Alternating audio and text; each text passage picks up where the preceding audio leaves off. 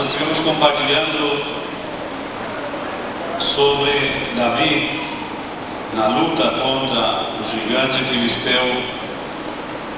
E estivemos comparando esse filisteu que hoje nós não enfrentamos fisicamente, mas estivemos comparando com uma depressão. A depressão como sendo um dos grandes inimigos que se levanta contra o povo de Deus, e realmente nós temos que derrotá-lo, temos que derrotá-la ou vencer a depressão. Aqui nós podemos notar na história, eu creio que a maioria de vocês conhecem, Davi se dispõe a lutar contra o gigante quando todo Israel estava atemorizado e fugindo, tendo temor de enfrentar aquele gigante. E falamos alguns dos sintomas da depressão, que é o temor, desespero, angústia, um desânimo que toma a pessoa, se torna muito sensível com relação a qualquer coisa, em crise de choro, e especialmente esse vazio terrível e desesperante. Então aqui Davi se dispõe a lutar contra, eu creio que também a luta contra a depressão é especialmente nós, a luta contra os sentimentos, que muitas vezes são contrários à palavra de Deus. Então Davi se dispõe a lutar, dizendo a Saul de que ele havia lutado contra feras e as havia derrotado, e da mesma forma aconteceria com aquele gigante. Quer dizer, nós vemos em Davi aqui esse espírito de luta, de não entregar-se nunca, de não se render, de não deixar-se vencer pelas feras e pelos grandes inimigos que se apresentam diante de nós muitas vezes. E Davi disse que a sua luta não seria pela sua força, pela espada, mas seria em nome do Senhor dos Exércitos. E hoje nós podemos dizer que nós podemos lutar realmente contra a depressão, contra esse sentimento terrível que nos neutraliza, nos amarra e também nos leva a viver uma vida totalmente inconstante. Então em nome do Senhor nós temos garantida a vitória sobre todos os nossos inimigos, sobre a depressão, de forma muito especial, quando estamos tratando sobre isso, também nós temos e teremos a vitória, se é que estamos passando por alguma situação como esta. Davi se dispõe, Saul oferece e empresta as suas armaduras, mas Davi não podia usá-las, porque não sabia utilizá-las, não estava acostumado a elas.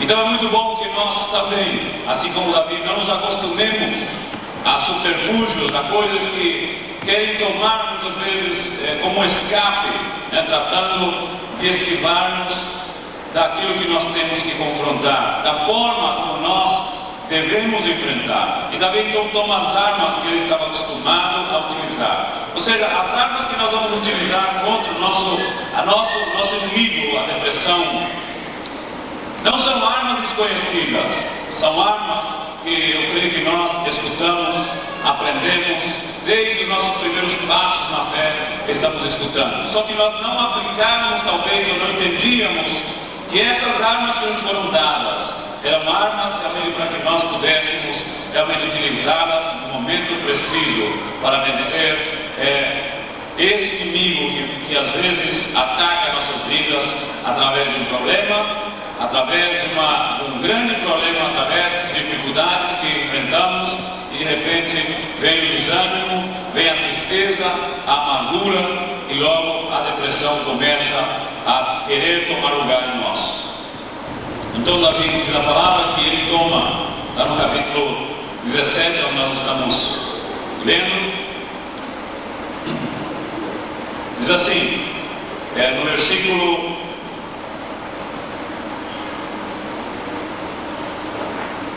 versículo 40.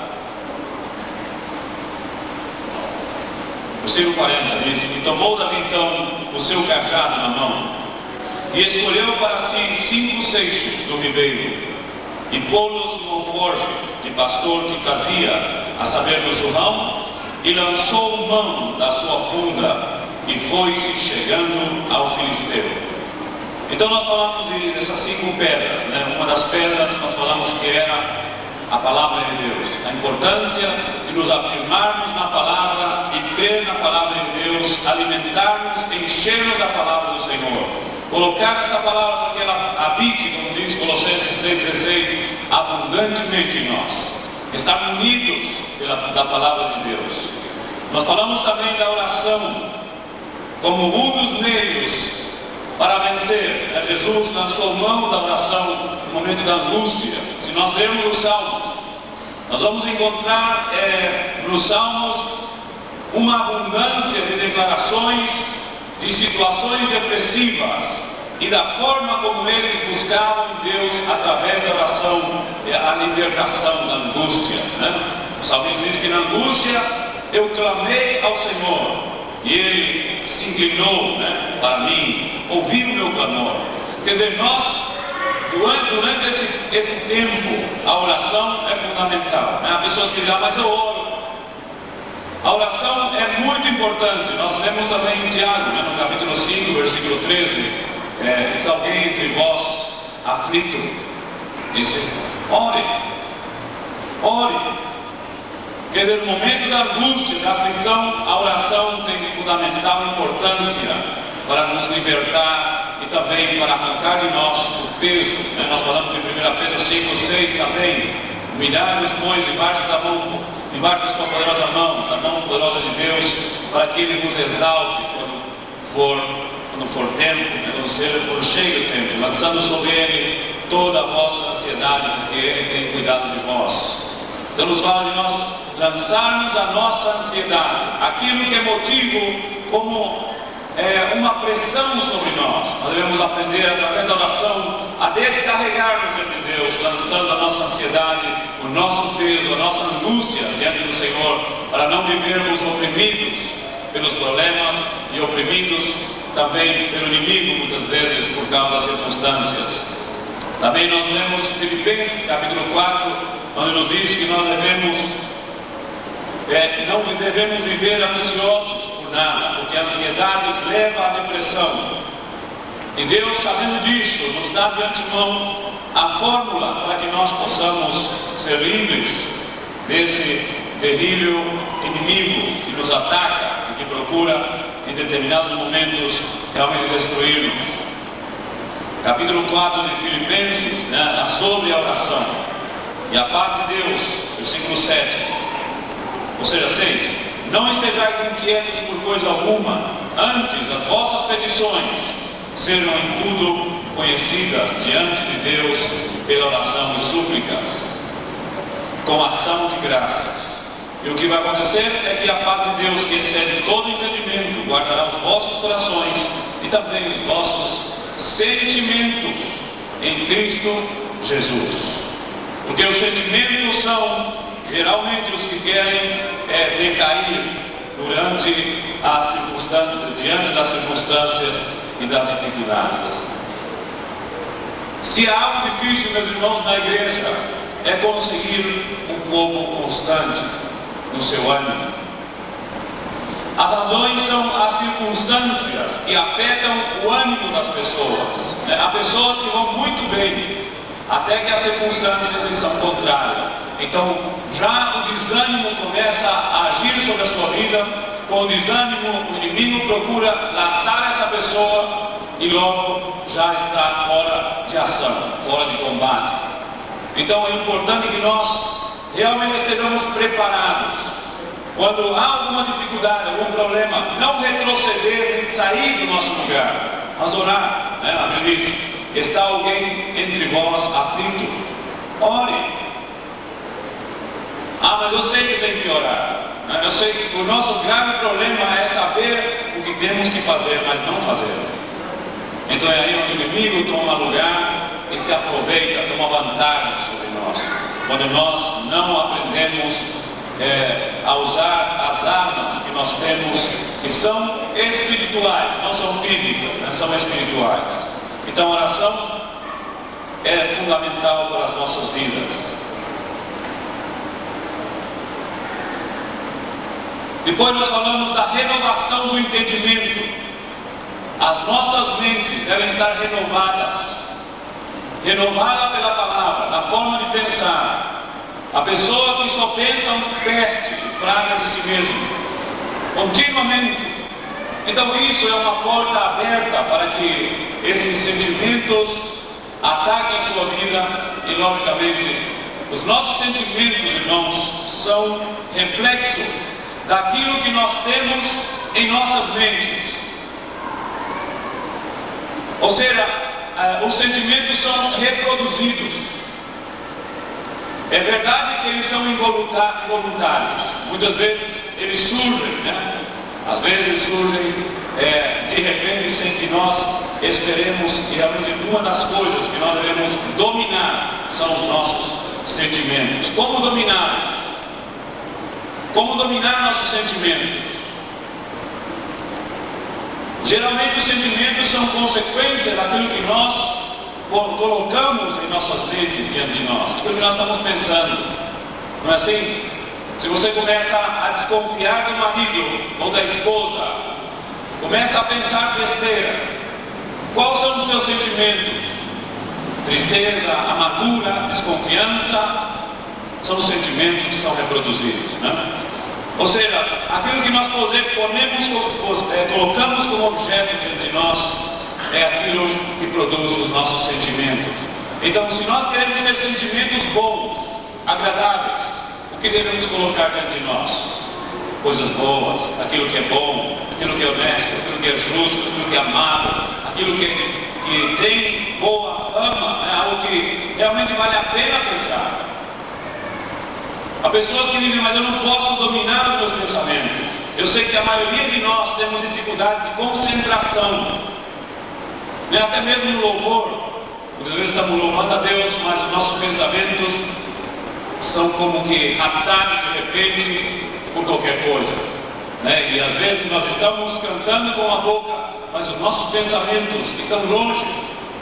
Por quê? Porque não há concentração, porque às vezes nós deixamos levar por qualquer pensamento que vem às nossas mentes. E também é assim, né? As pessoas, no momento em que escutam conversas de outros, andam atormentados, especialmente quando são conversas que são prejudiciais, né? Fofoca, maledicência e coisas como essas, sementes que são colocadas. Os pensamentos são como verdadeira semente. Quer dizer, a semente que está em nossas mentes, seja o que for, né? Agora, por exemplo, nós estamos compartilhando a palavra, é a semente que está sendo colocada em nossas mentes e logo para descer aos nossos corações. Então, se nós recebemos a semente, meditamos nessa semente, o que vai acontecer? Nós vamos andar bem, né? Vamos andar contentes, alegres. E uma das fórmulas na renovação da mente fundamental é o louvor, que deve ocupar nossas mentes de forma contínua. O salmista diz que louvarei ao Senhor em todo tempo. Então, uma das formas de também ser livre, né, aí unido na renovação do entendimento, é o louvor. A palavra e o louvor juntos fazem uma lavagem nessa mente que muitas vezes está atormentada, né? E realmente a depressão, todos os problemas começam com o tormento da mente. E logo depois a perturbação do espírito ou do coração por causa daquilo que está turbando nossas mentes. Então o louvor tem fundamental importância também nisso. Capítulo 5, versículo 18 de Efésios, Paulo diz: não vos embriagueis com vinho em que há contenda, mas enchei-vos do Espírito, falando entre vós em salmos, hinos e cânticos espirituais, cantando e salmodiando ao Senhor. Aonde? No vosso coração. Cantando ao Senhor no vosso coração. É maravilhoso ter o tempo do louvor aqui no culto, né? Durante as reuniões que nós temos É muito maravilhoso louvar ao Senhor aqui. Mas aqui é o lugar onde você aprende os louvores, onde você participa e dá os louvores que você já tem no teu coração, onde você está meditando, louvando, agradecendo ao Senhor. Há lugar para a perturbação e há lugar para a depressão na mente e no coração de uma pessoa que continuamente está louvando ao Senhor? Não há.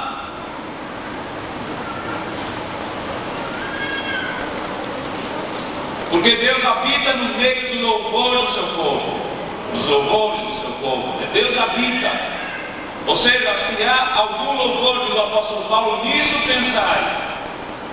Então, meus irmãos, é importante que nós aprendamos e exercitemos o louvor contínuo, porque isso é parte da nossa adoração a Deus.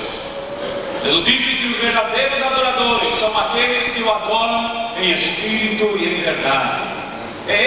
São esses os adoradores que o Pai está buscando. Então, quem são esses adoradores? São aqueles que estão trabalhando, mas estão louvando ao Senhor, né? Estão aí cozinhando, as irmãs estão cantando ao Senhor. Aonde? Nos seus corações. Estão no ônibus e estão cantando ao Senhor. Aonde? Nos seus corações. Então é importante que nós aprendamos a renovar. Paulo diz: enchei-vos do Espírito, falando entre vós em salmos, hinos e cânticos espirituais, cantando e salmodiando. O que é salmodiar? É recitar a palavra de Deus, recitar salmos, né? Recitar cânticos ao Senhor. Senhor, eu te louvo, Paulo diz, continuamente. Podemos cantar também, a Bíblia diz, cantando e salmodiando ao Senhor nos vossos corações. Paulo diz, com cânticos espirituais, cantando em línguas. De repente você toma as canções que você normalmente canta e começa a cantar em línguas, em outras línguas. Aonde? No teu interior. Nós podemos orar em línguas, ou seja, podemos exercitar as línguas também no nosso espírito e também com os nossos lábios, né? Cantando cânticos espirituais, cantando e salmodiando ao Senhor no vosso coração. Vocês sabem que Davi era um dos homens mais notáveis nas Escrituras pelos seus cânticos. Ele encheu os salmos, a maioria dos salmos são de Davi, que eram os cânticos utilizados. Os salmos eram os cânticos utilizados nas cerimônias que Israel tinha, tanto nas cerimônias anuais, que eles tinham 3 cerimônias especiais, onde todo o povo teria que comparecer, e também nas cerimônias do sábado, onde eles liam, eram cânticos de lamentação, cânticos de vitória, cânticos, tantos tipos de cânticos nós temos nos salmos, e a maioria deles foram feitos por Davi. Davi era um especialista em louvor e cântico ao Senhor, e é notável a vida de triunfo e de vitória. Diz que o Senhor estava com ele. Por quê? Porque Davi sempre colocava o Senhor diante dele, como nós colocamos o Senhor diante de nós, louvando, invocando o seu nome. Nós estamos chamando por ele, né? Através dos cânticos, dos salmos e dos hinos, como diz a palavra de Deus aqui. Versículo 20, dando sempre graças.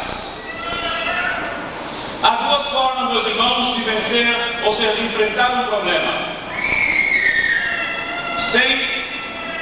Ou seja, uma das formas é deprimindo-nos e outra forma é vencendo o problema. E essa é a fórmula como Paulo ensina aqui: dar graças a Deus, né? Há pessoas que todas as coisas vê de uma forma terrível. Tudo que acontece para ele sempre pinta e vê como algo horrendo, triste, amargurante. Então essa é a forma como você enfrenta os problemas, e esta é a forma como você vai viver amargurado. Agora, a outra fórmula de ver os problemas, como é? Com ações de graças, né? Quando temos uma situação difícil ou um problema difícil, dar graças a Deus. Dar graças a Deus indica não que nós estamos louvando a Deus pelo problema, mas que nós temos a certeza que Deus tem a solução dentro de toda e qualquer circunstância para a nossa vida. Ele tem a saída para que nós possamos suportar. Então, dar graças a Deus, porque nós sabemos, né, como aquele que foi e quebrou o dedo, né? E deu graças a Deus porque ele ainda tem 9 dedos que estavam sãos. Quer dizer, nós sempre vemos o pior da situação. E o que é pior? Nós sempre começamos a ter dó de nós mesmos. E esse espírito de comiseração, de lástima e dó e compaixão de nós mesmos é uma das portas terríveis para a depressão. É assim como muitos estão hoje. Sempre se vê a vítima em todas as coisas. E Paulo diz, dando graças a Deus por tudo ao nosso Deus e Pai, em nome do Senhor Jesus Cristo. Colossenses capítulo 3, versículo 16. A palavra em Cristo habita em vós abundantemente, em toda a sabedoria, ensinando-vos e admoestando-vos uns aos outros, com salmos, hinos e cânticos espirituais, cantando ao Senhor com graça, aonde? Em vosso coração. Então é muito importante isso, que nós exercitemos. Eu sei que vocês já sabiam disso, mas é importante dizer novamente, que nós devemos ser verdadeiros adoradores. E como adoradores estamos protegidos, não de que o problema nos venha, mas de que os problemas penetrem nossa alma e façam dano às nossas vidas. Porque o problema não está em que venham os problemas, o problema está em que nós não estejamos preparados para enfrentá-los. E na hora da luta, o problema se faça mais forte, mais duro do que nós. Nós somos e temos que colocar duros diante dos problemas, né, diante das circunstâncias, para que essas não nos derrotem e não nos levem a ser vencidos também pela depressão como consequência de tudo isso. Bom, agora nós vamos entrar na quarta pedra, que é outra das coisas que eu creio que vocês sabem muito bem, mas devemos não somente saber, mas exercitar. Capítulo 10 de Hebreus.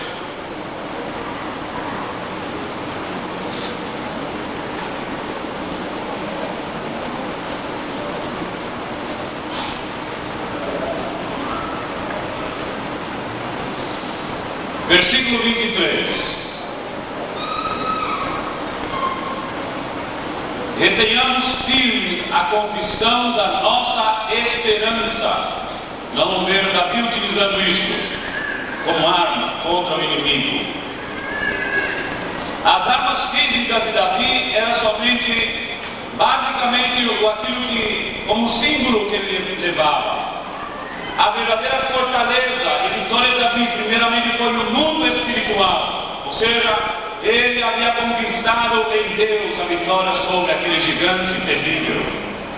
Não era como a funda, nem a pedra somente, né? Isso foi somente o artifício, vamos dizer, menor que Deus utilizou. O que seria uma pedra pequena e uma funda contra um homem gigante.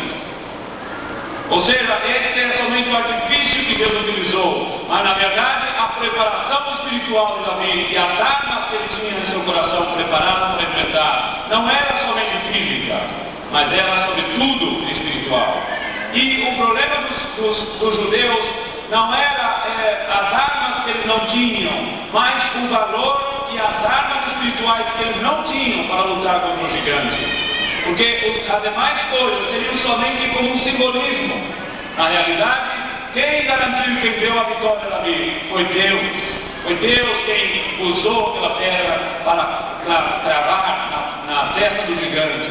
Mas as armas principais de Davi estavam na sua renovação, na sua preparação na palavra de Deus, nos seus cânticos de vitória sobre os seus inimigos. Ninguém poderia fazer frente a ele, porque o Senhor estava com ele e ele sabia disso. Mas parece que nós não sabemos isso. E quando lutamos com os problemas, lutamos com a força da carne, e pomos mais confiança nas nossas armas físicas, na nossa intelectualidade, na nossa capacidade, que realmente naquilo que são verdadeiros baluartes contra o nosso inimigo. Então aqui nos diz a palavra, versículo 23: retenhamos firmes a confissão da nossa esperança, porque fiel é o que prometeu. Reter firme a confiança, a esperança da nossa. Eu gostaria que você voltasse novamente, e nós vamos ler isso aqui no primeiro livro de Samuel, onde Davi demonstra claramente a sua reter a esperança, reter firme, né, a esperança, a confissão da sua esperança.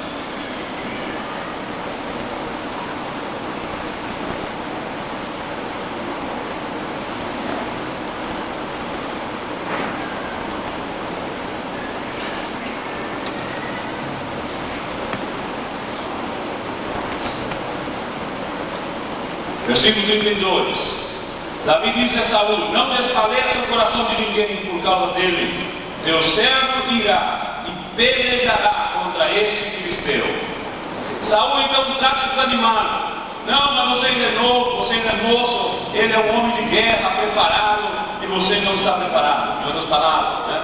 Você não está preparado. Sabe, irmãos, esta é a arma mais terrível que o diabo tem utilizado contra o seu povo. Você não está preparado.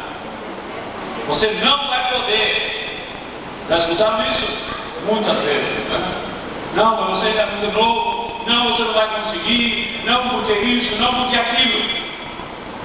O que fazer diante desses inimigos que nos são contrários? A confissão da nossa esperança.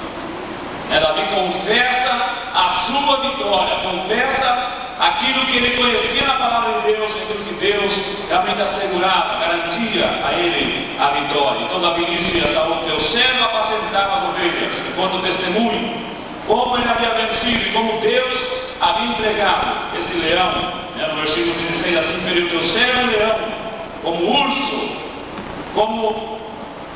e assim será também esse incircunciso filisteu, como um deles, porquanto afrontou os exércitos do Deus vivo. Disse mais a Davi: o Senhor me livrou da mão do leão e da do urso, ele me livrará da mão desse filisteu. Então disse Saúl a Davi: vai-te embora e o Senhor seja contigo. O que Davi fez? Confessou firmemente a esperança que ele tinha em Deus, a promessa. É aplicar a promessa de Deus a toda e qualquer circunstância, né?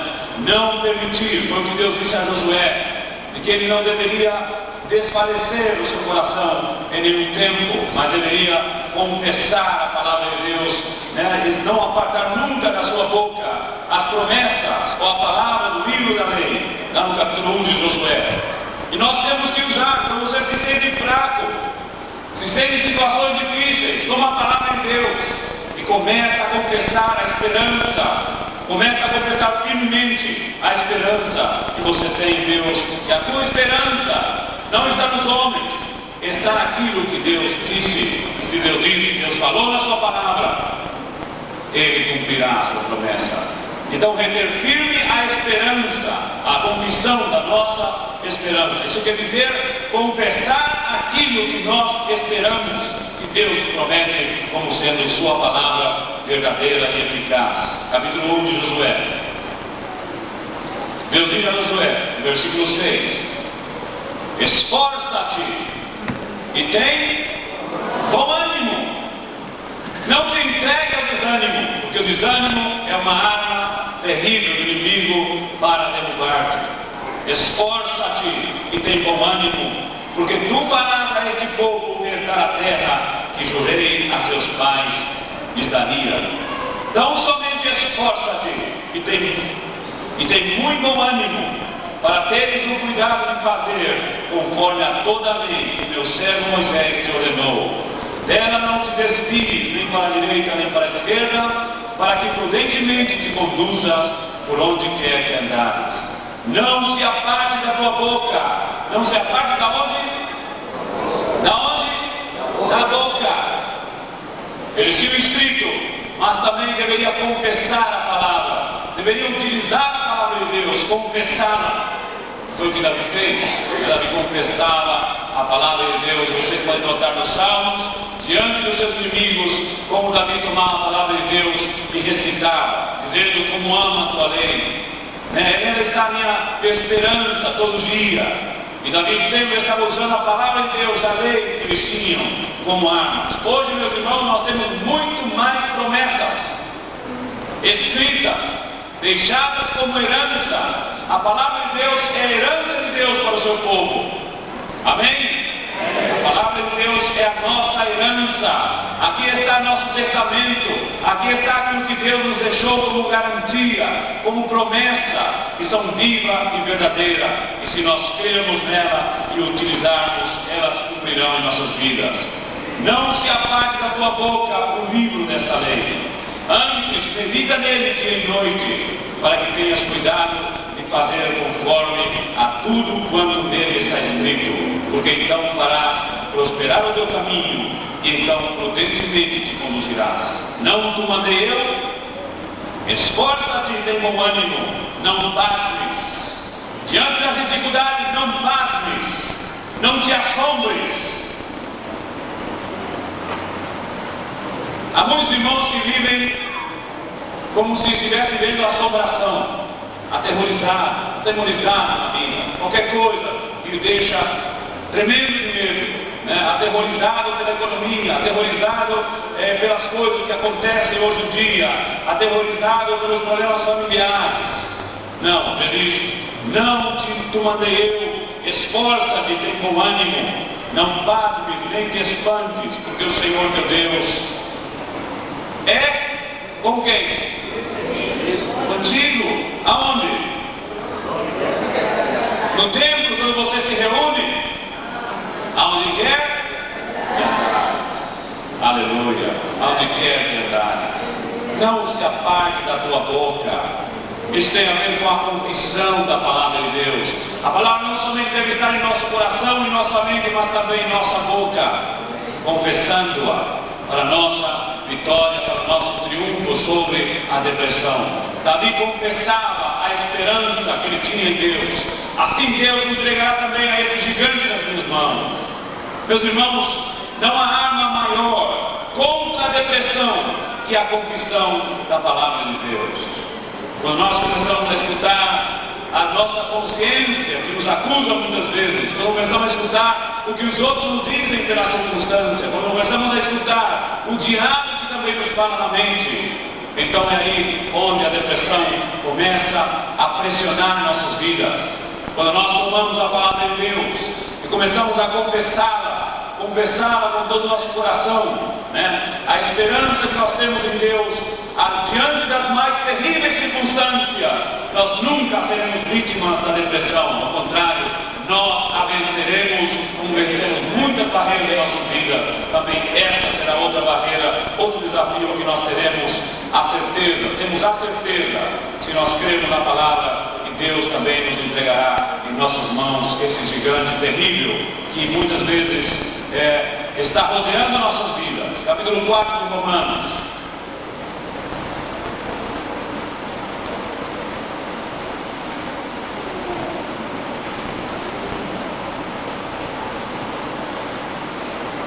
Como venceu Abraão, o nosso pai na fé, a grande barreira e a grande impossibilidade, Passaram os anos. Deus havia prometido a Abraão um filho. Passaram 2 anos, 3 anos, 5 anos, passaram 10 anos, passaram 30 anos, praticamente. Mas quando ele tinha 70, Deus havia prometido. E aos 100 anos se cumpre a promessa. A esperança verdadeira é aquela que não se vê, mas com toda a certeza, esta pessoa está segura de que Deus concederá aquilo que ele falou. Então nós não vemos, nós não vemos a solução do problema imediato, especialmente aqueles grandes problemas que nós às vezes enfrentamos, especialmente os interiores. Mas nós olhamos para Deus, olhamos para a palavra de Deus. O nosso estado de ânimo tem que mudar, se nós temos esperança. Agora, se nós não temos esperança como os demais que estão no mundo, então realmente nós vamos viver vencidos pela depressão. Então aqui a esperança, a confissão produz esperança. A confissão da nossa esperança, quando nós confessamos a palavra de Deus, essa confissão, como um verdadeiro dínamo, alternador, começa a recarregar nosso ânimo, nossa bateria lá dentro. E começamos a gerar em nosso interior, pela confissão da palavra de Deus, a esperança. E não é confessar uma vez, nem duas vezes, mas confessar até que a promessa se cumpra em nossas vidas.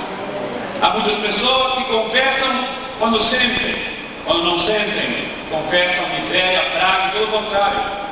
Você está assinando embaixo a sua sentença para que a depressão tome lugar em tua vida. Não era assim como os judeus fugiam do gigante com temor e terror? Por quê? Não tinha nenhuma esperança de vencê-lo, não tinha nada para confessar. A sua condição era negativa. Confessava sim a bênção que seria para aquele que vencesse. E assim, muitos crentes confessam: como eu seria feliz se isso fosse assim. É verdade, você poderia ser muito mais feliz e vitorioso se isso fosse assim. Mas acontece o seguinte, que para você chegar a isso que você deseja e que você quer, e sabe que Deus também quer para a tua vida, você tem que usar as armas para chegar lá, confessando a palavra de Deus, confessando a palavra de Deus como promessa para a tua vida. Capítulo 4 de Romanos,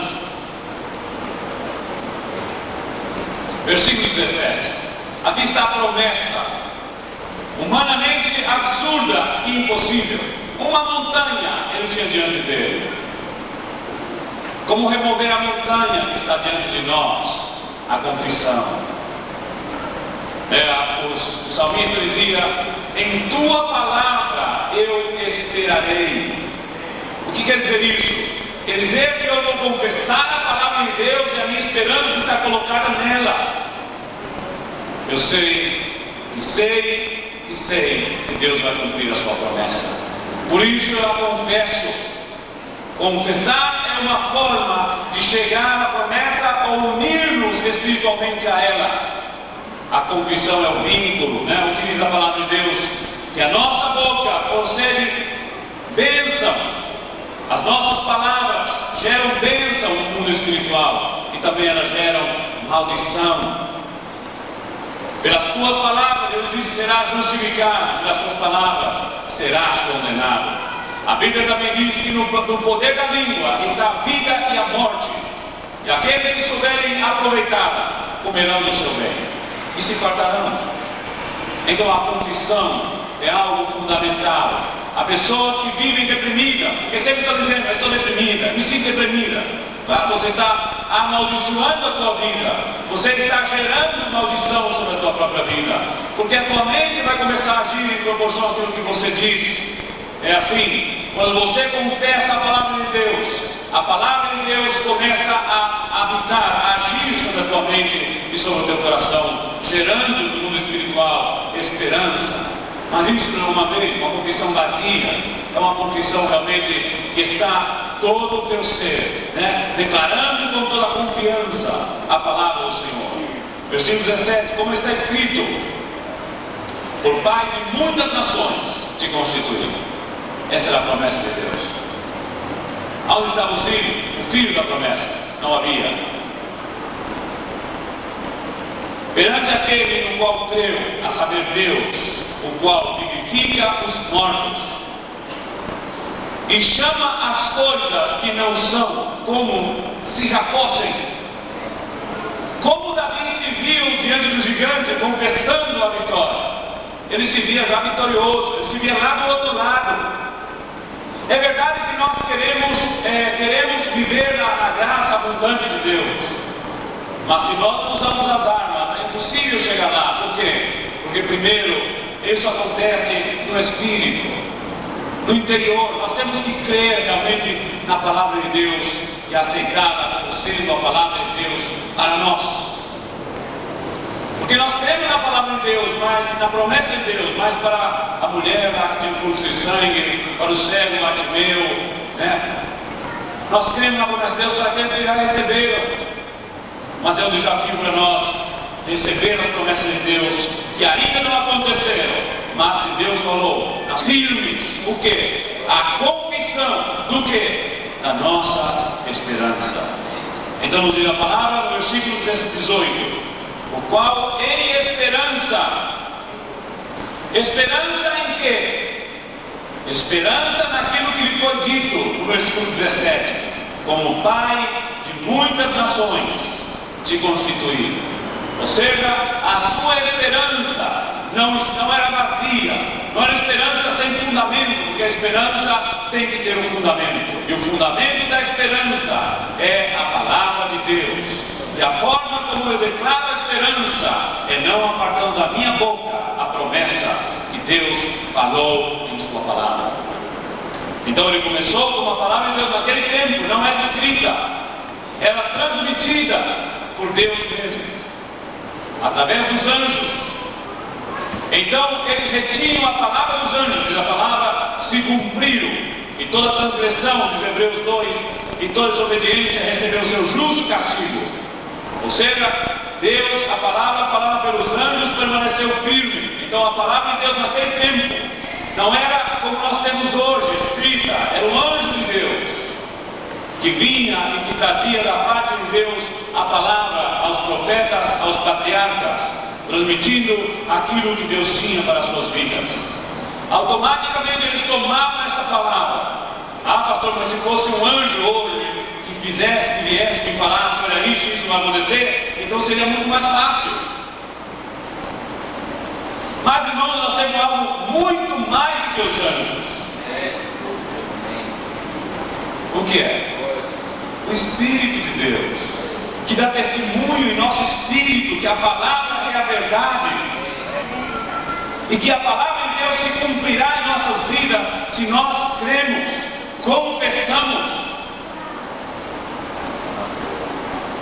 com nossas bocas e com nossos corações. É assim como se manifesta a salvação. A palavra salvação em Romanos 10 não é somente a salvação do inferno, mas uma tão grande salvação. É provisão, é bênção, é suprimento das nossas necessidades. Se com a tua boca confessar, né, com o teu coração creres, será salvo. A salvação de Deus se manifesta. O que é salvação? Livramento em determinados momentos. É uma transformação nas situações em que nós passamos, mas nós temos que ter esperança, confessando através das nossas bocas a palavra, a promessa de Deus. Então, o qual em esperança creu. Como? Contra esperança. A esperança. Quando aqueles homens não havia esperança de vencer o gigante, havia? Mas que esperança? Como está o coração dos deprimidos? Sem esperança. E isso aumenta, intensifica ainda mais a sua angústia. E aí é que o diabo realmente monta em cima e começa a atacar com tudo essa pessoa, porque a função de Satanás é matar, roubar, matar e destruir, como diz João 10:10. Esta é a sua obra, e ninguém mais do que nós ele gostaria de matar. Irmãos amados, diziam isso com tristeza no coração.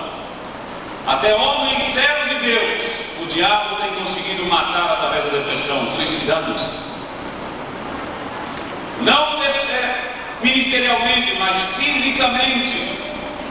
E outros estão ao borde do suicídio.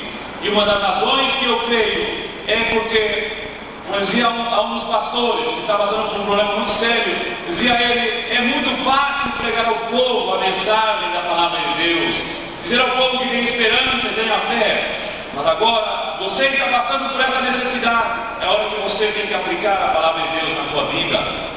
É hora que você tem que tomar aquilo que você pregar e praticar, porque é muito fácil pregar para os outros, mas nós temos também que praticar a palavra de Deus. E nesse momento é onde nós temos que tomar toda a nossa munição de conhecimento que nós usávamos para os outros e utilizá-la para nós mesmos.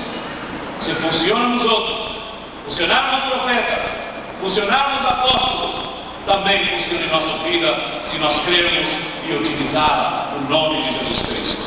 Então a promessa tem que ser para nós e nós temos que utilizá-la com relação a nós mesmos.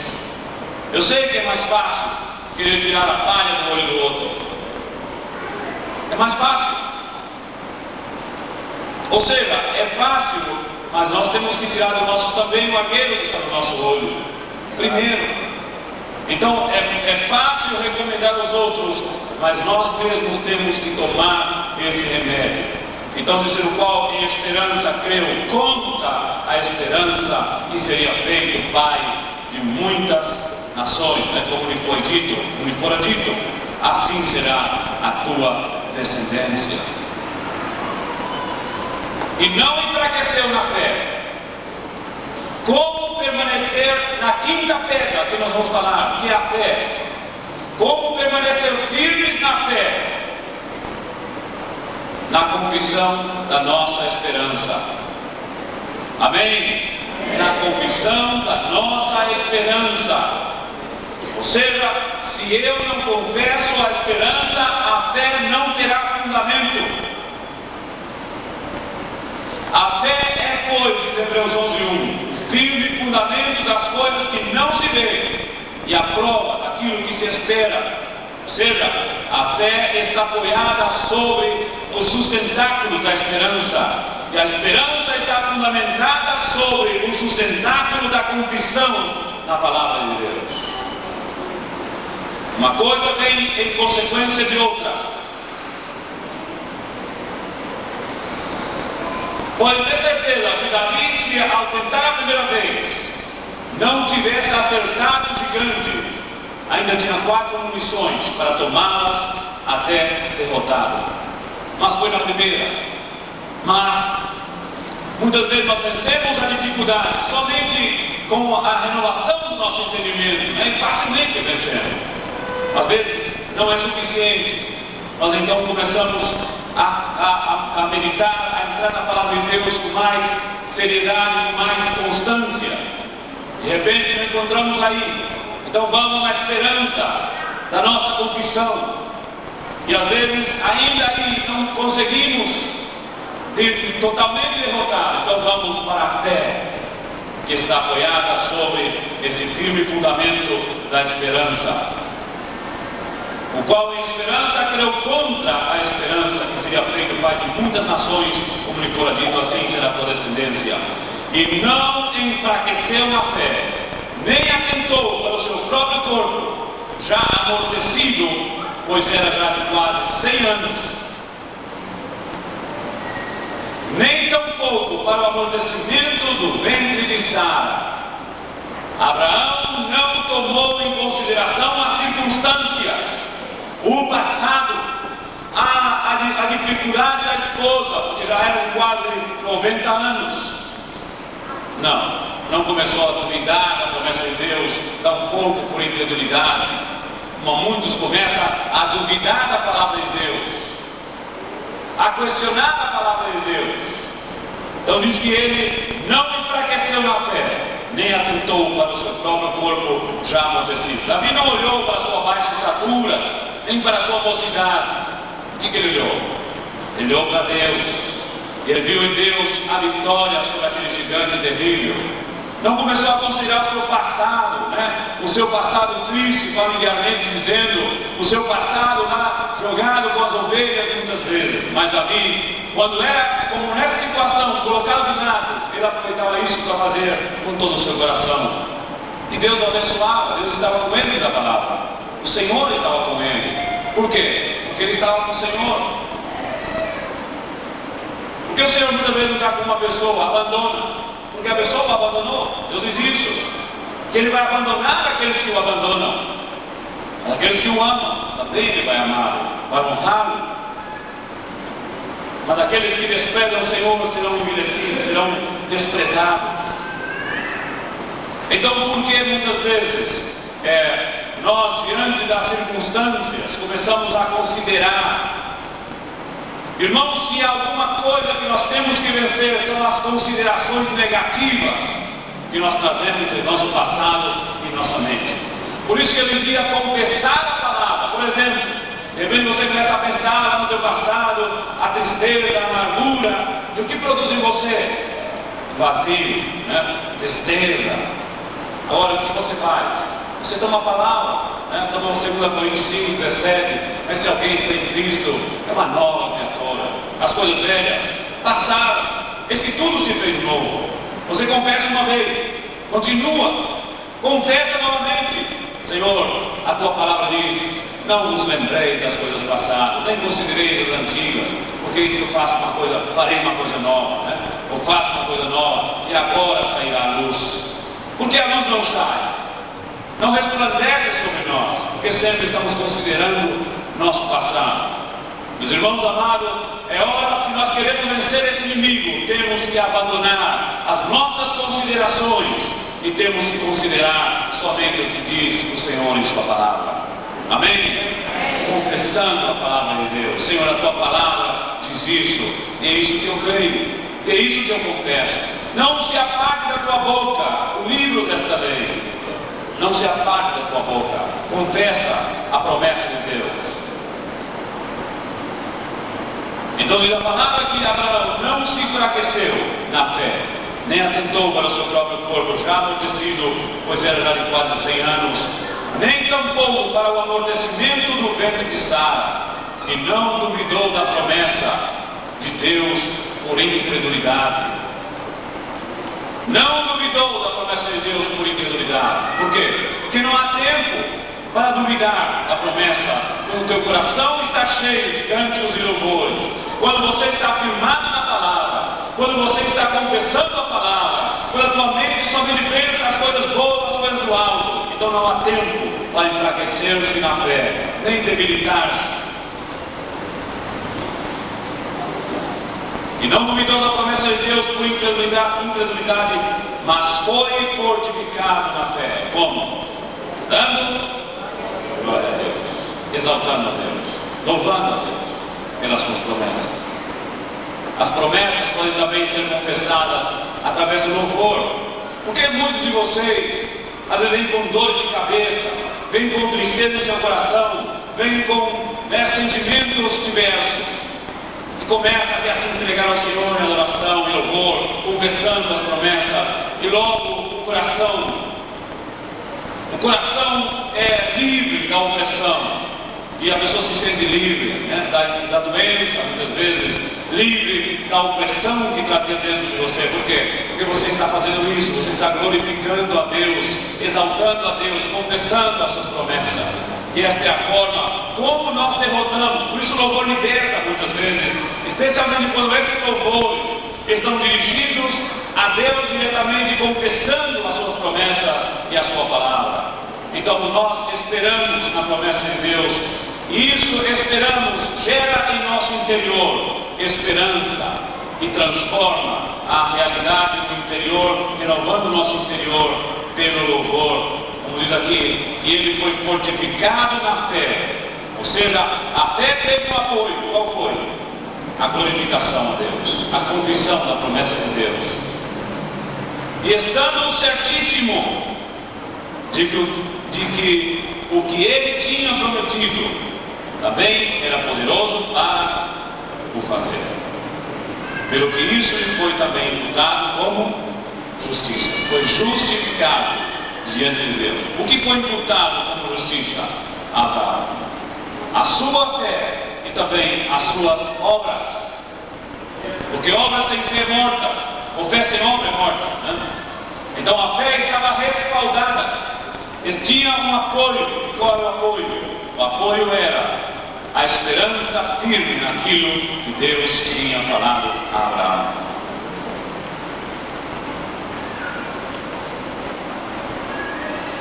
Não é essa esperança que muitas vezes as pessoas dizem, tentando te consolar: não, mas vai melhorar as coisas, mas amanhã não vai ser mais assim.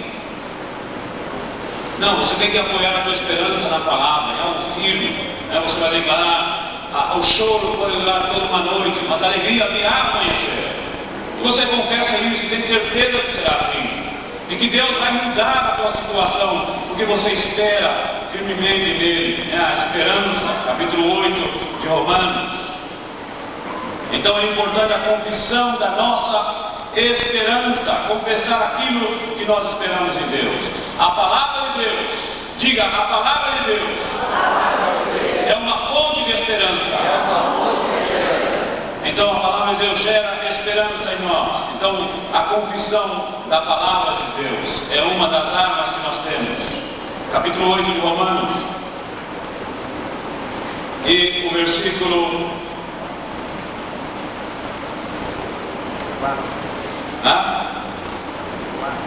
não, um pouquinho mais adiante. Quando ele diz a esperança que se vê, não é esperança, é mais aqui, versículo 24.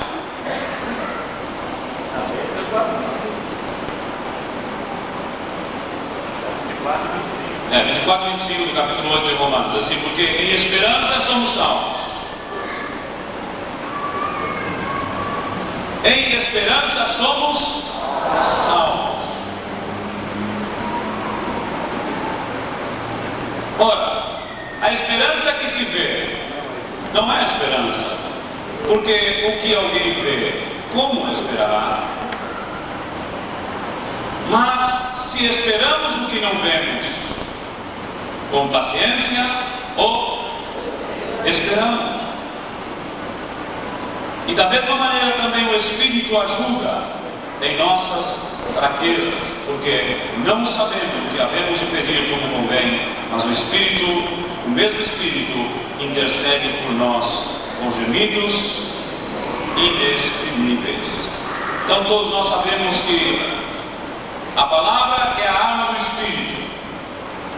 Sabemos que a renovação do nosso interior também está presente no Espírito, vivificando a palavra em nossas mentes, em nossos corações.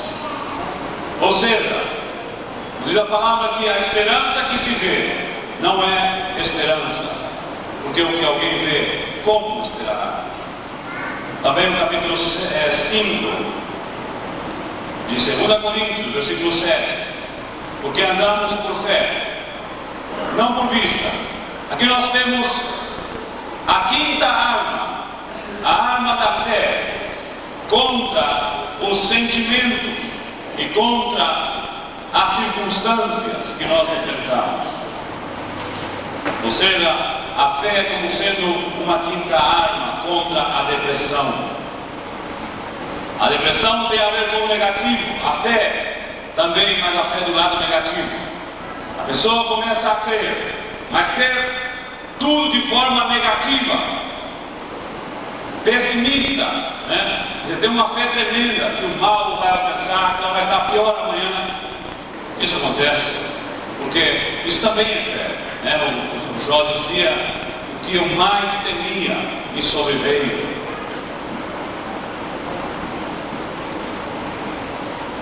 A Bíblia diz que o temor do homem é embaraço, mas o que confia no Senhor será colocado em alto refúgio, alto retiro, será livre, né? Estará numa esfera, em uma dimensão aonde a depressão, aonde o mal não poderá tocar. Ou seja, poderá vir, poderá atacar-te, mas você estará em alto refúgio. O que é o alto refúgio? Um lugar alto e bem protegido, onde isso não vai afetar a tua vida. Você vai resistir, e você tem com o que resistir? Com a fé. Então a fé como sendo a quinta arma da nossa milícia contra a depressão. O que é fé? Já vimos o que é fé, em que está apoiada a fé. Nós temos que crer.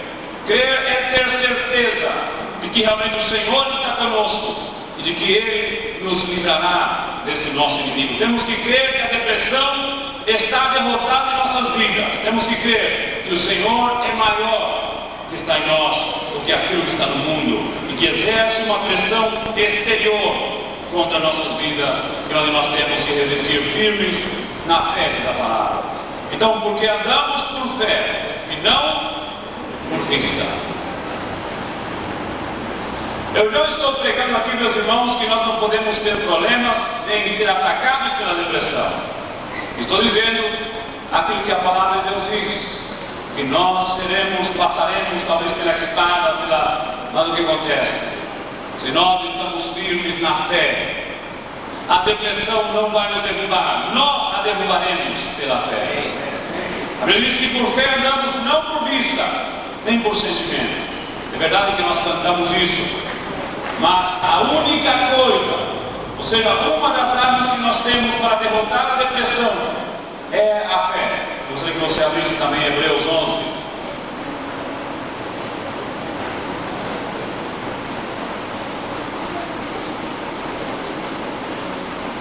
Eu ia falar também sobre a esperança de outras fontes de esperança, que é a palavra profética de Deus específica sobre nossas vidas.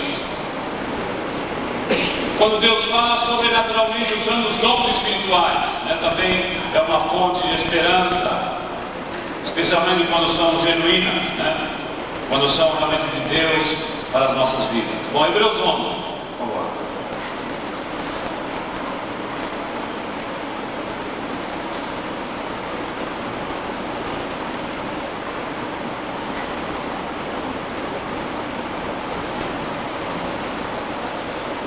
Capítulo 11, então, e o versículo 32. O que direi mais? O que mais direi? Faltaria o tempo contando de Gideão, de Baraque, e de Sansão, e de Jefté, e de Davi, de Samuel e dos profetas, os quais pela fé venceram reinos, praticaram a justiça, alcançaram promessas,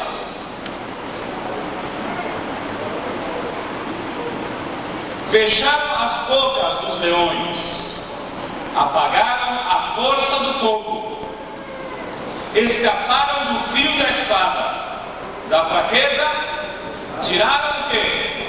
Força. A fé é um fator fundamental para gerar poder e força em nossas vidas diante da fraqueza. O que é a fraqueza? Quando você está menos resistente do que os problemas, do que as dificuldades. Então a fé gera força. Não é o que diz Joel, Diga o fraco, eu sou forte. Diga o fraco, eu sou forte. Como o fraco pode ser forte? Pela fé. É no momento da depressão, aonde a fé em Deus, a fé naquilo que Deus é, naquilo que Ele pode fazer por nós, deve estar em ação, mudando os nossos sentimentos. A fé te permite ver as coisas que não são, como se já fossem.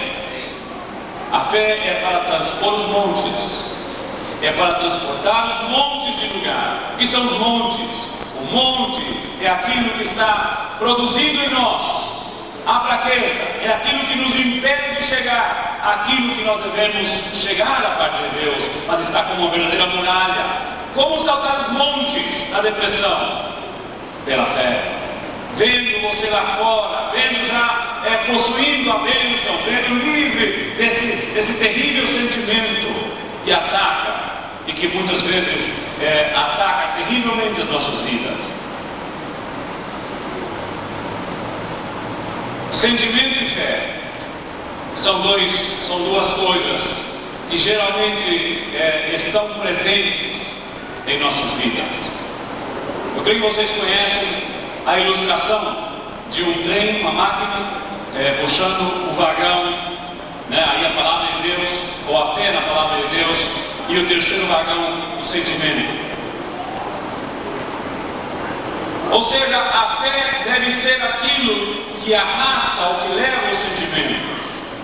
A fé sendo, ou seja, a palavra de Deus, aí como sendo a máquina que gera a fé. A fé, o segundo vagão, e logo o sentimento. E muitas pessoas, infelizmente, são guiados por sentimento. O sentimento, se você soltar o vagão sozinho, ele não vai para lugar nenhum. O sentimento precisa, ou seja, o sentimento pode andar com a fé ou não. A fé verdadeira é aquela que age independente do sentimento.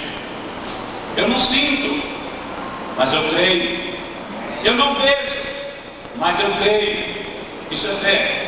Fé não está baseado, fundamentado sobre algo visível, mas sobre algo que no mundo físico ainda não existe. A fé é o vínculo através do qual nós trazemos de Deus a sua vontade, a sua bênção sobre nossas vidas e as suas promessas. Sem fé é impossível agradar a Deus. A fé é o meio através do qual nós podemos chegar a Deus. E ao chegar a Deus é também através do meio através do qual nós podemos receber de Deus aquilo que Ele tem para as nossas vidas.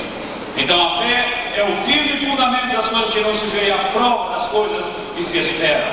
É aqui nos diz no versículo 33, ou seja, 34, diz que da fraqueza tiraram forças. Como? Pela fé.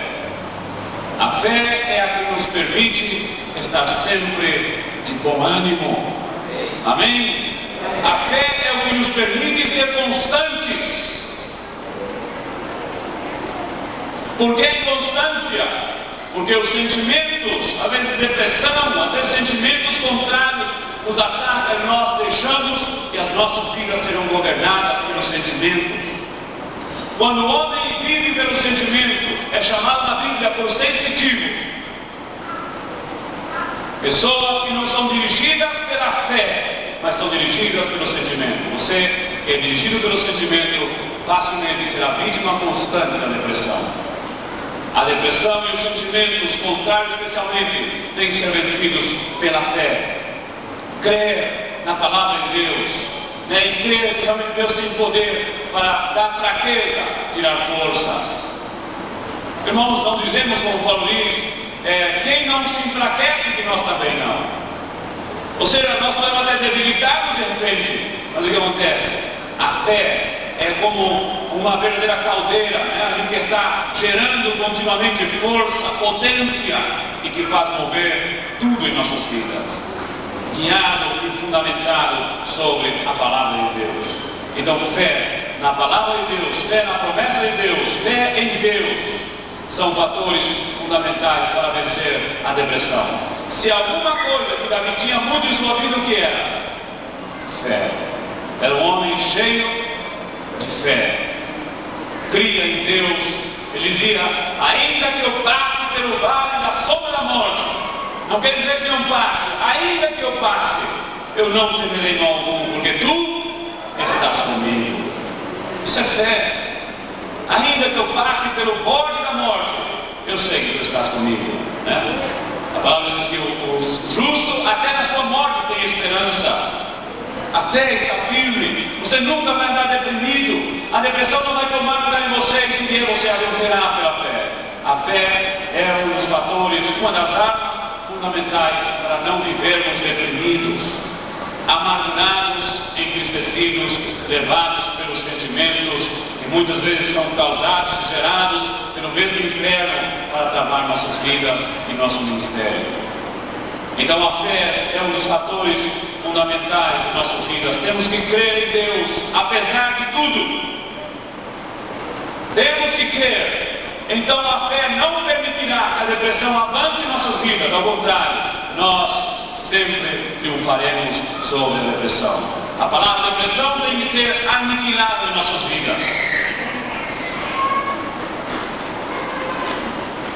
E temos que estar sempre firmados na palavra, para que na hora necessária possamos utilizar a nossa fé. A fé nos foi dada para usar, não para guardar, para o dia da redenção. Para falar, a palavra de Deus diz guardar e utilizar, pôr em ação. Da fraqueza tiraram força. Não é isso que Deus diz? Tiraram força da fraqueza. Como? Pela fé. Na batalha se esmureceram, se esforçaram. Se esforçaram no quê? Na fé. Se esforçaram em crer ainda mais. Às vezes nós temos que esforçarmos por crer, por manter a fé. Temos que esforçarmos, não entregarmos. Disse que na batalha se esforçaram e puseram em fugida os exércitos estranhos. Então eles venceram a depressão, as suas próprias depressões venceram, os seus próprios temores. Como? Pela fé na palavra de Deus, pela fé na promessa de Deus. E é desta maneira como nós também vencemos. Eu gostaria de dar um texto mais, que está em 2 Coríntios, capítulo 6. E nós vamos ver aqui, meus irmãos, uma receita do apóstolo Paulo. Logicamente, ele praticava como sendo uma das armas tremendas, onde reúne todos os ingredientes, todas as armas aqui para derrotar e vencer os inimigos.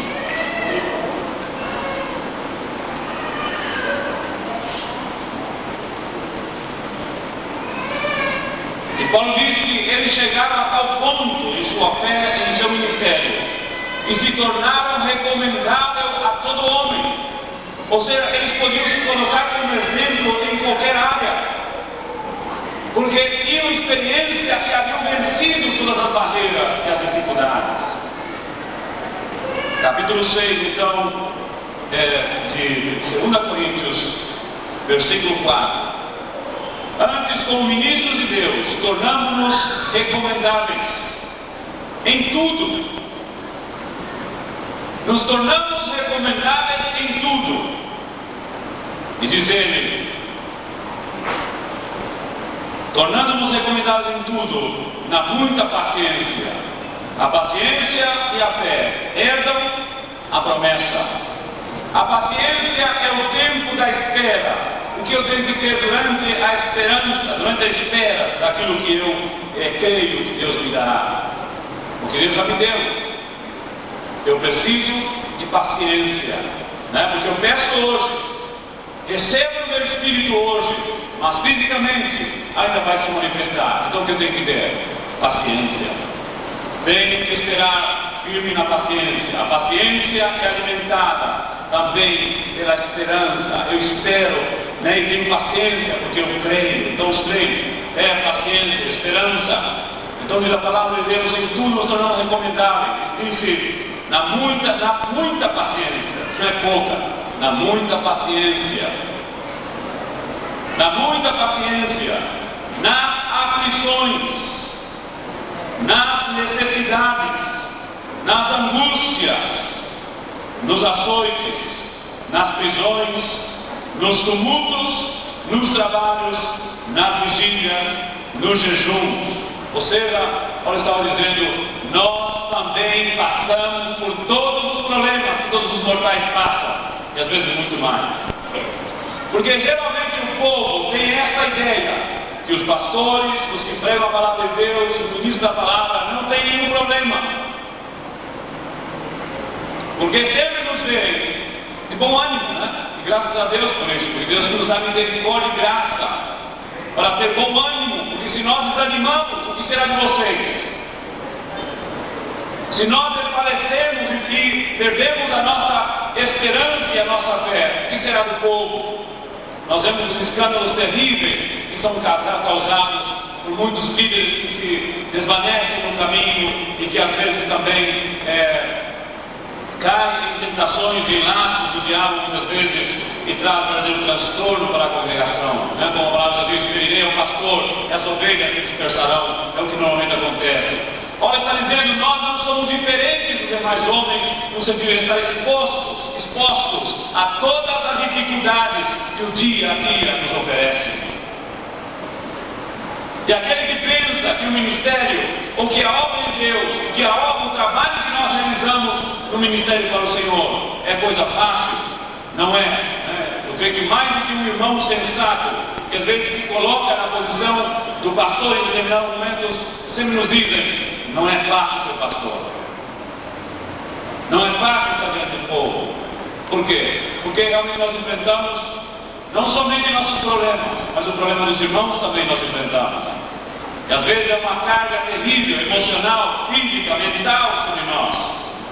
Mas nós temos, como diz Paulo, não estamos alheios Não somos diferentes, nós também passamos por tribulação, por necessidade, por angústia, também passamos.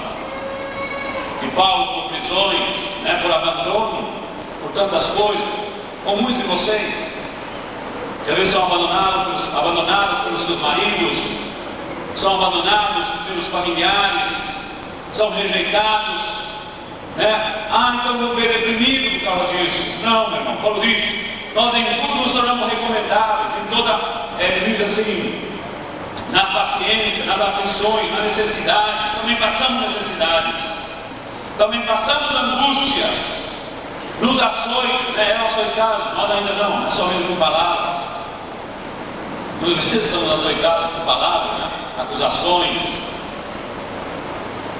nas prisões, nos tumultos, nos trabalhos, nas vigílias, nos jejuns, na pureza, na ciência, na longanimidade, na benignidade, no Espírito Santo, no amor não fingido, na palavra da verdade, no poder de Deus, pelas armas da justiça, à direita e à esquerda, por honra e por desonra, por infâmia e por boa fama, como enganadores, mas com a certeza que somos verdadeiros, que estamos pregando a palavra de Deus, como enganadores, mas sempre verdadeiros, como desconhecidos, mas sendo bem conhecidos, como morrendo, isto não aguento mais, como morrendo, mas eis que vivemos, amém? Eis que vivemos. Às vezes o inimigo crê que vamos ser derrotados, que nós estamos espreitando nossas vidas, crendo que estamos mortos, diz como morrendo, mas estamos vivos. Que é isso? É uma demonstração clara de fé, não entregar o desânimo, como morrendo, mas aqui estamos vivos, como castigados, mas não mortos, mas estamos vivos, ainda há respiração em nós, aleluia, como contristados, entristecidos, mas sempre alegres, amém? Alegres por quê? Porque temos esperança, porque temos fé. Alegres por quê? Porque pensamos e meditamos nas coisas que são de cima. Alegres por quê? Porque estamos afirmados na palavra de Deus. Alegres por quê? Porque nós cremos na promessa do Senhor. Por isso cantamos e louvamos em toda e qualquer circunstância. Aleluia. Como entristecidos, mas sempre alegres. Como deve ser um crente? Sempre alegres. Paulo diz: está sempre com gozo, regozijai-vos sempre. Paulo diz, outra vez digo, regozijai-vos. Vocês podem notar que é tudo o contrário daquela amargura que muitas vezes o diabo quer que nós vivamos nela. Regozijai-vos sempre. Outra vez digo, regozijai-vos. Diz o apóstolo Paulo lá, e aqui diz, como conquistados, mas sempre alegres, como pobres, mas enriquecendo a muitos, aleluia, como pobres, mas enriquecendo a muitos. Nós temos uma riqueza grande da parte de Deus, muito grande, que Deus colocou em nossas vidas. Como nada tendo, por isso estamos deprimidos, entristecidos, amargurados, porque não temos nada. Como nada tendo, mas possuindo tudo. Como? Pela fé. Era assim Davi. Davi se via como um rei, sentado lá no trono, com a sua coroa, porque Deus o havia ungido para isso. Não há tempo para depressão, para desespero, angústia, ainda que venha atacar os limites da sua vida, você está preparado e usa essas armas contra a depressão, para que a depressão não venha nunca a derrotar a tua vida. Você não foi chamado para viver deprimido, nem oprimido pelo diabo. Então, Paulo declara aqui a convicção firme daquilo que era a sua prática no dia a dia. Ele quer dizer, nós estamos expostos, como qualquer ser humano, às coisas mais terríveis. Ninguém mais do que Jesus sofreu toda a classe de males. Por isso que nós não resistimos como ele até o sangue, Deus resistiu até o último, por causa contra o pecado e contra o reino das trevas. Mas o Senhor, como exemplo de sofrimento, também foi exemplo de perseverança, de firmeza, de fé e obediência ao Pai até a morte.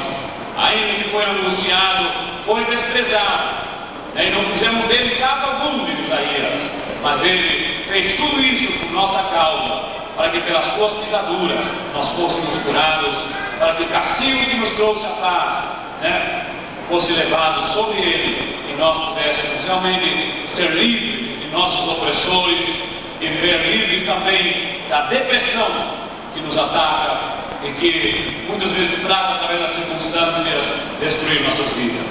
Eu vou só finalizar esse tema com o seguinte: as causas da depressão e como tratá-la em determinadas situações.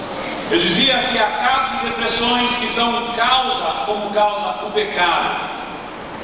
Qual é o caminho?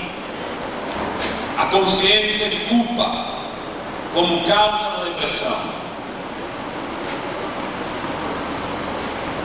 Essas pessoas que vivem oprimidas e deprimidas pelo seu passado, que não conseguem perdoar-se pelo que fizeram, por isso vivem amargurados, tristes, oprimidos pelo diabo, pelo seu passado.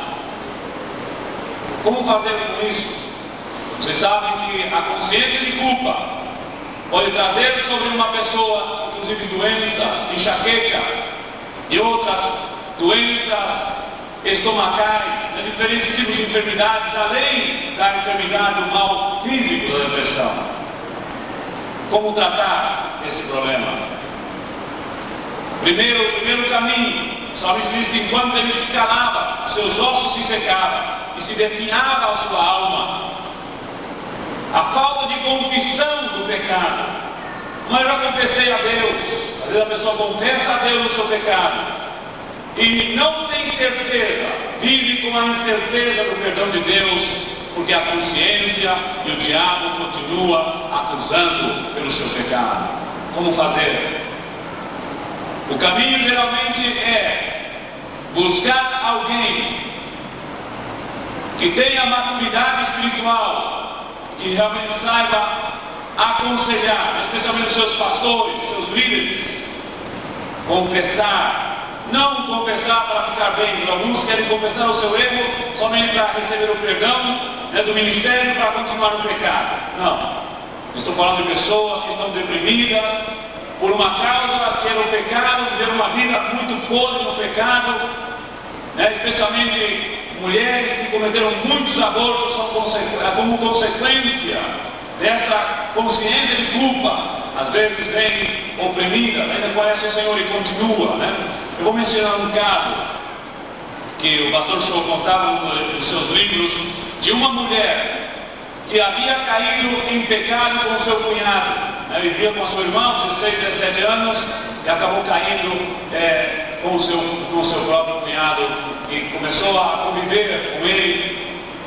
E depois ela viu que estava destruindo a família da sua irmã e mudou para outro lugar. Depois de algum tempo se converteu ao Senhor, se casou, mas dizia, quando ela chegou ao pastor Chu para buscar a solução, porque estava em depressão de último grau. Ele dizia que o seu rosto estava praticamente desfigurado, parecia uma velha, de tanta angústia e amargura. Então, apesar de ser crente, de haver recebido a palavra de Deus, inclusive ter experimentado a graça e os dons do Espírito Santo, ainda continuava acusada e amargurada por esse pecado. Então foi e começou a contar a esse irmão a sua dura, a sua triste experiência no passado, o seu pecado amargo, que ela não conseguia nunca perdoar-se. Então o pastor começou a ministrar da parte de Deus a cura para esta mulher. Imediatamente, depois que ela entendeu o amor, o perdão de Deus sobre a sua vida, como Deus diz que os nossos pecados serão lançados no fundo do mar e serão esquecidos. O Senhor diz em Hebreus 10, que Ele nunca mais se lembrará. Mas acontece que muitas vezes essas pessoas têm dificuldade em exercer fé nessa promessa e vivem acusados pela sua própria consciência e como consequência a depressão que vai correndo interiormente, né? Davi diz que quando ele se calou, o seu pecado consumia.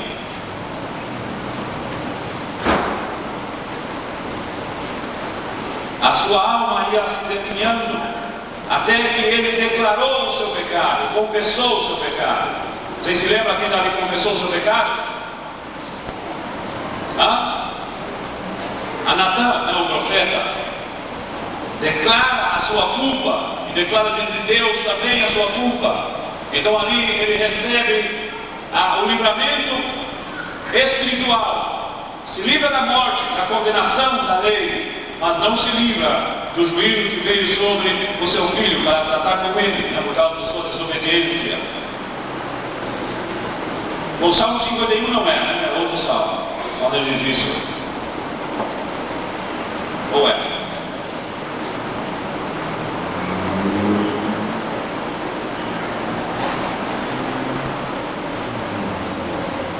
Não é o Salmo 51. Quando ele se calava, a sua alma ia se consumindo, né? Até que o seu pecado ele confessou e declarou. Então aí veio a libertação. Então é importante que essas pessoas, se podem exercer a fé no perdão de Deus, façam. E se é que não tem, talvez, a capacidade ou a fé para fazê-lo, então busque, né? A Bíblia diz lá em Tiago capítulo 5, para confessarmos nossas culpas uns aos outros, para que oremos uns pelos outros, para que sejamos sarados. Muitas vezes a confissão do pecado. 32:3 de Salmos. Vamos ver se é.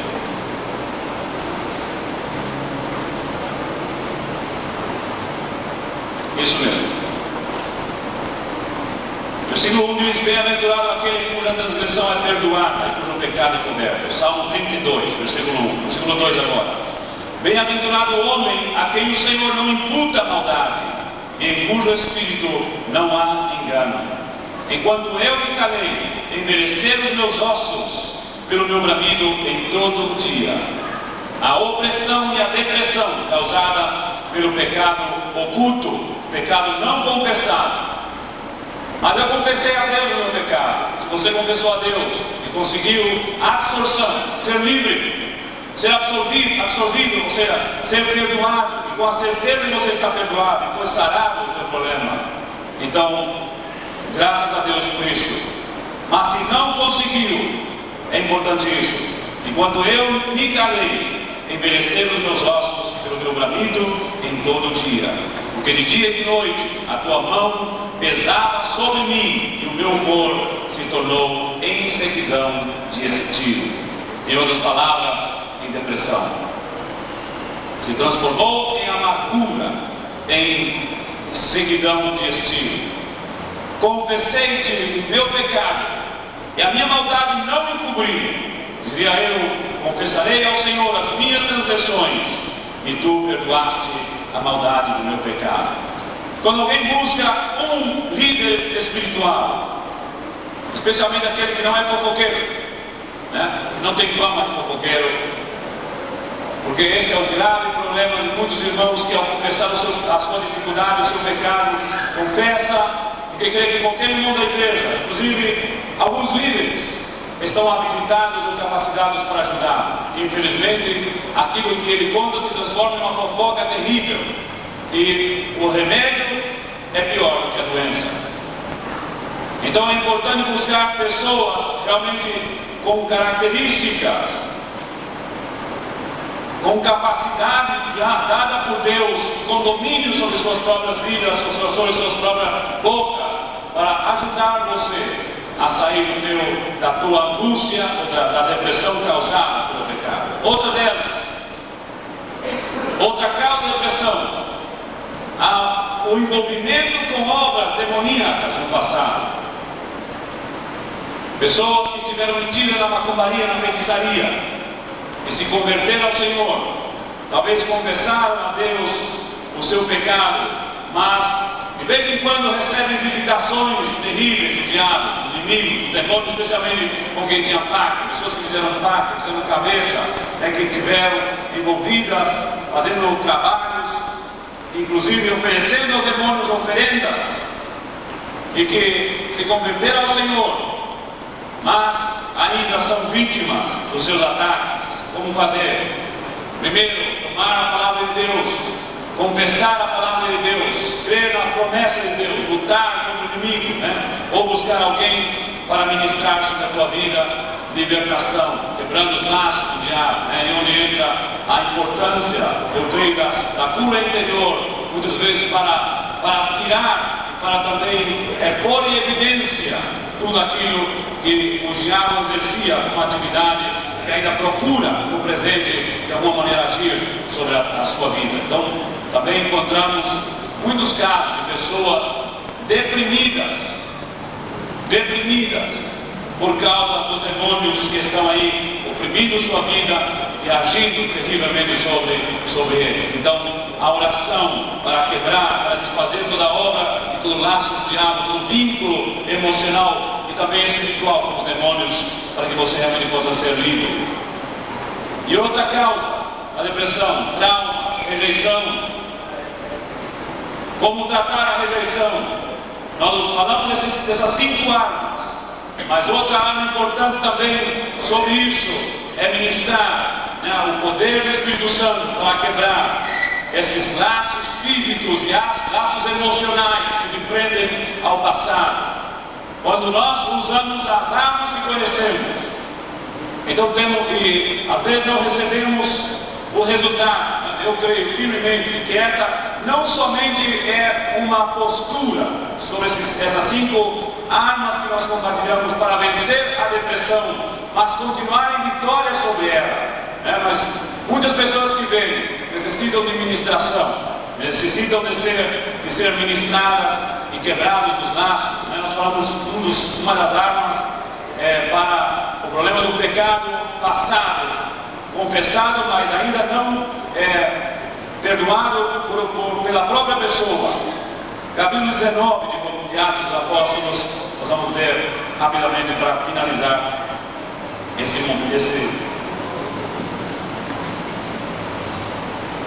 essa reunião. Capítulo 19 então, de Atos.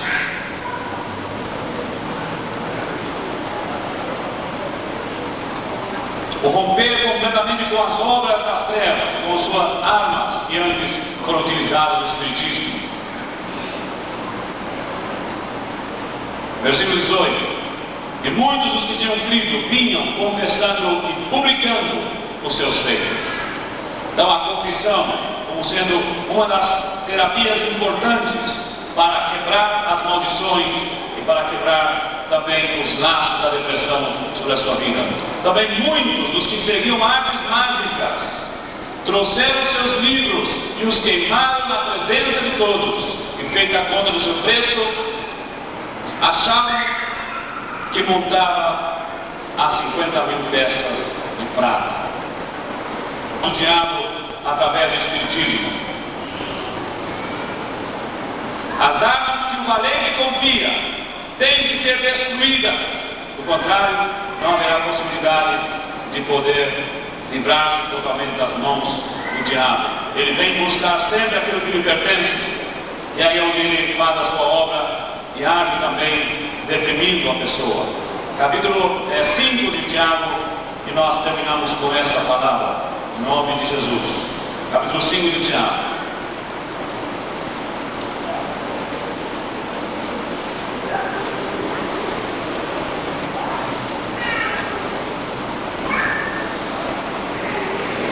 Versículo 16. Confessai as vossas culpas uns aos outros e orai uns pelos outros, para que sareis. A oração feita por um justo pode muito em seus efeitos. Por um fofoqueiro não fará muito efeito,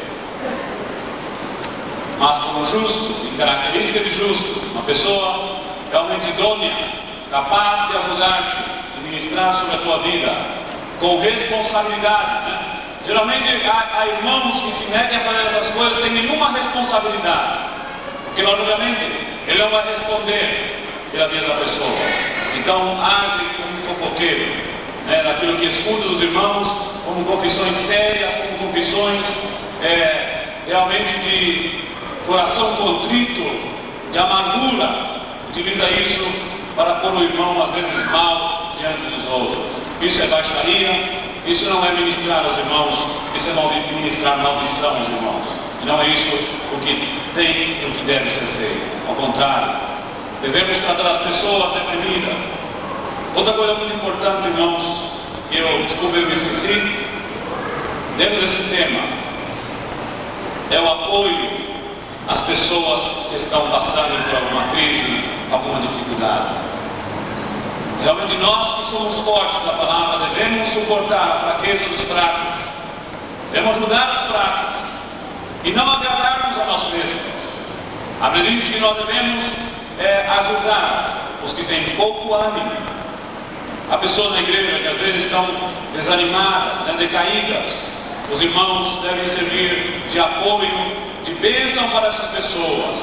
Não deve abandonar. Eu digo para vocês, irmãos, que uma pessoa que está passando por um momento de depressão, ela valoriza e valorizará sempre a tua mão estendida para ajudá-la, para orar com ela, para estar com ela nesse momento de crise. Às vezes o abandono do esposo, às vezes a morte, às vezes a perda de um filho, realmente causa tristeza. E é importante que os irmãos sirvam de consolo, sirvam de ajuda, sirvam de apoio, para que também isso possa ser uma das armas que nós damos e contribuímos contra a depressão.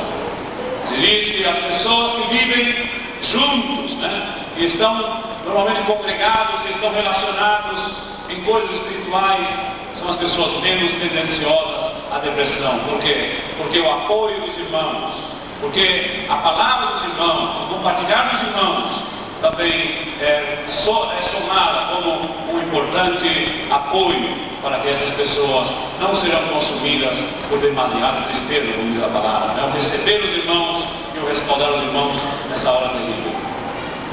Amém? Amém. Entenderam? Amém. Muito bem, graças a Deus, então, o Senhor nos abençoe. Nos vemos à noite, em nome de Jesus Cristo. À noite a ceia, não se esqueça.